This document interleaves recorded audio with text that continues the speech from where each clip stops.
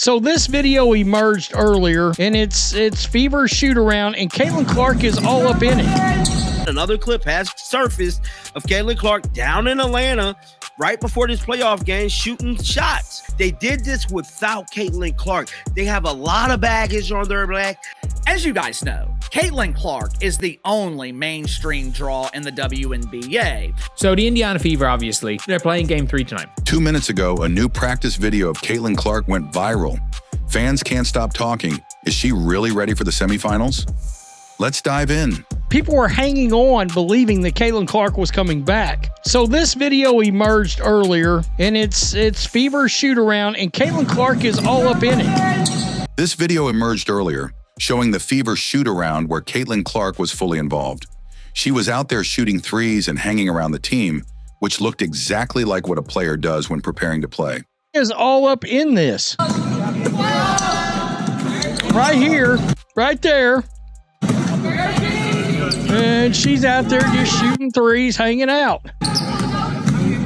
And I'm like, this is exactly what a player does when they're going to play.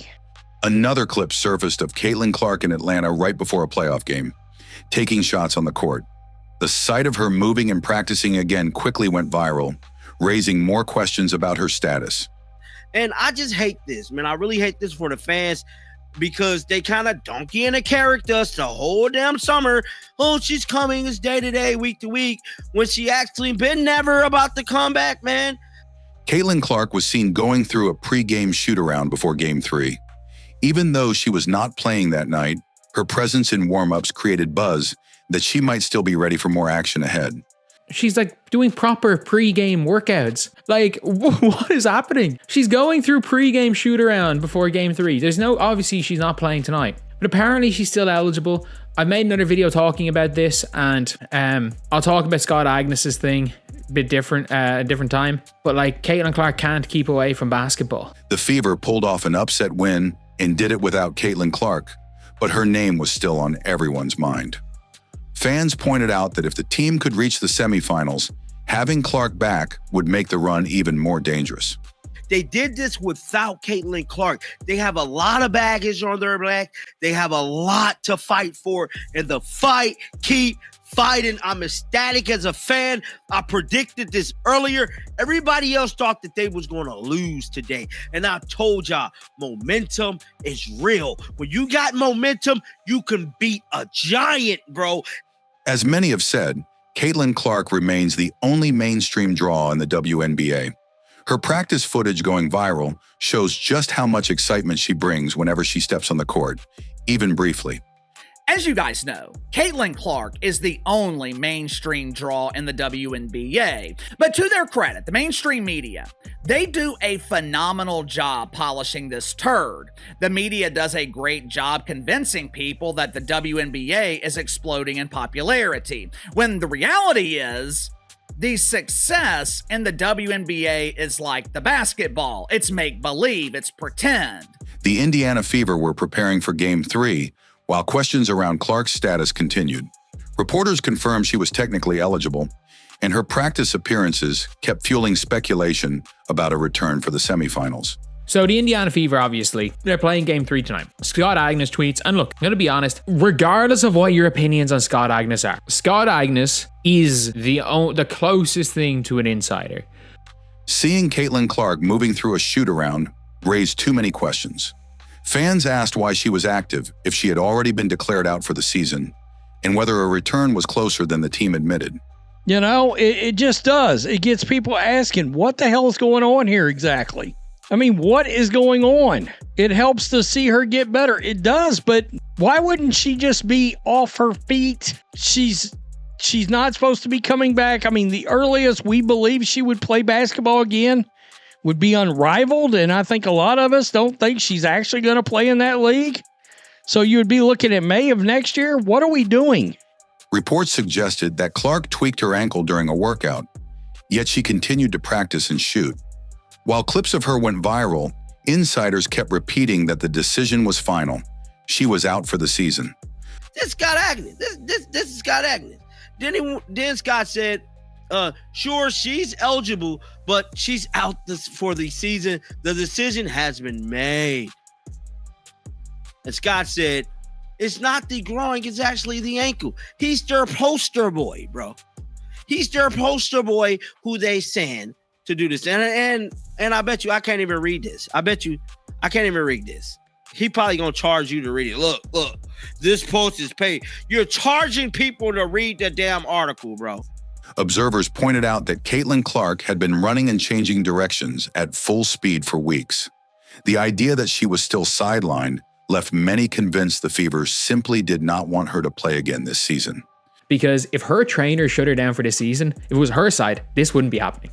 There's no way if her trainer shut her down for the season, she'd be doing semi-full speed workouts. And it's not game speed, but it's the speed you would work out at. This is the speed you would go at shoot-arounds. We've seen her go full speed. We've seen her run full speed. We've seen her change directions full speed. There is the ramp up between changing directions full speed and playing on a groin strain is like a week. That was a month. It's been a month that we've been hearing about that. Despite advancing, the Fever announced they had lost Caitlin Clark to a season-ending injury. The organization kept repeating that message even as fans questioned why she appeared so active and game-ready in practice clips. The Indiana Fever lost Caitlin Clark and 4 other players to season-ending injuries. They have now clinched their spot in the semifinals for the first time since 2015, with a huge upset over the number 3 seed Atlanta Dream, thanks to a come-from-behind victory. Stunner. Momentum is real. Momentum is real, guys. And I told y'all it was going. It was. Size on the ball with returning. Momentum, and the Indiana Fever had all of the momentum to bring this thing home, to get this dub. And guys, I'm hella fucking happy, bro. The Fever's playoff game without Clark drew nearly half the viewers compared to last year.